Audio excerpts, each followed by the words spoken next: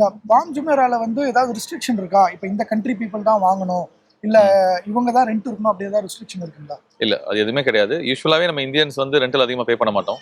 Okay. So துபாயில வந்து 2 segment இருக்காங்க.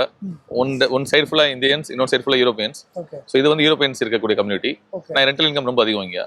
ஓகே. ஸோ அப்ப ரெண்ட் எவ்வளவு வரும் இங்க? இங்க ஸ்டூடியோ அபார்ட்மெண்ட்டோட ரெண்டே வந்து மந்த்லி 2 lakhs. Monthly 2 lakhs. ஆமா ஆமா. 1 பெட்ரூம் வந்து 4 lakhs. 4 lakhs பக்கம். ஸோ 2 பெட்ரூம் வந்து 6 lakhs 7 lakhs மேல. ஓகே.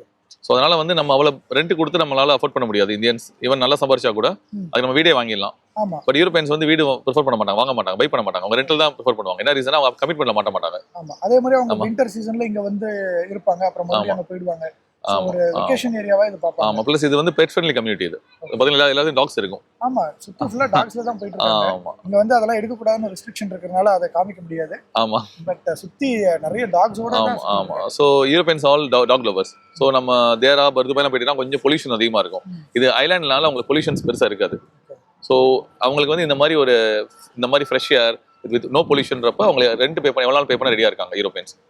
ஸோ நம்ம மக்கள் பெருசாக நம்ம ப்ரிஃபர் பண்ண மாட்டோம். நம்ம எவ்வளோ சேவிங்ஸ் பண்ணுறோம், எவ்வளோ மிச்சம் பண்ணுறோன்றதான் நம்மளோட குறிக்கோளாக இருக்கும்.